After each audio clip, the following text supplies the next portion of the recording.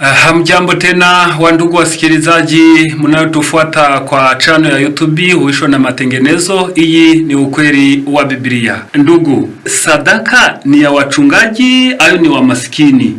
Asante sana. Swali zuri kabisa.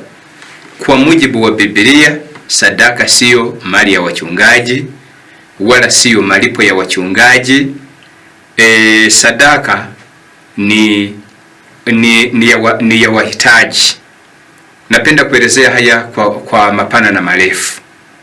Katika kitabu cha Yohana sura ya 20 fungu la 21, Yesu alisema baada ya kuwa amefufuka, akawaambia wanafunzi wake, kuambia kanisa zima kwamba kama Baba alivyonituma mimi, na mimi niwatuma hivyo hivyo. Sasa Yesu alikuwa ametumwa nini? Yesaya sura ya 61 fungu la 2 inasema, nimetiwa mafuta kutangaza injili na kuwafariji wote waliao.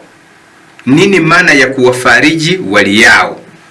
Ni kuwapatia chakula wenye njaa, kuwavika walio uchi, kuwatafutia hifadhi wasio na mahali pa kuishi.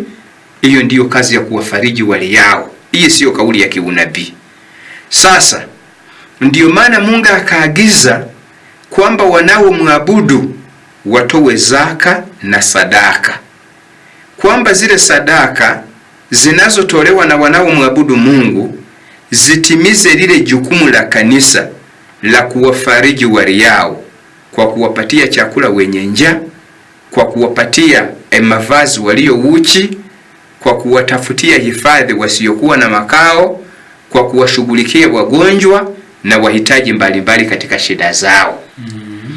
Ili ukitaka kulihakiki katika kitabu cha Agano Jipya, katika kitabu cha Wagalatia kipindi cha Agano Jipya,